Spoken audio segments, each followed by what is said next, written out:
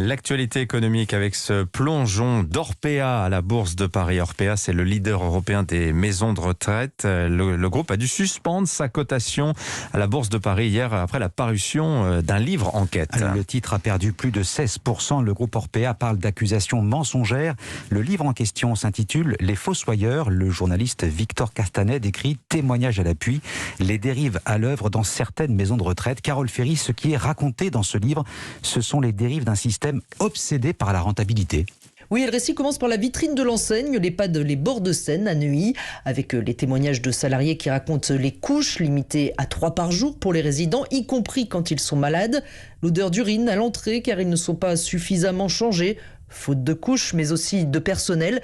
Et puis il y a les nombreux témoignages de familles, plus de 200 au total, sur les repas rationnés, les soins d'hygiène insatisfaisants. Il y a aussi l'écrivaine Françoise Dorin, décédée selon sa famille des suites d'une escarre mal soignée, une plaie profonde devenue plus grosse qu'un poing. Les chambres sont pourtant facturées 6 500 € par mois pour les moins chères, jusqu'à 12 000 € pour les plus luxueuses. Au-delà de la maltraitance, Victor Castanet dénonce surtout la course à la rentabilité au détriment du bien-être des résidents. Les premiers extraits hier ont entraîné une chute de l'action Orpea qui a dû suspendre son titre. Le groupe dénonce des accusations mensongères, outrageantes, préjudiciables. La direction précise qu'elle attend la parution du livre dans son intégralité avant de décider d'éventuelles poursuites.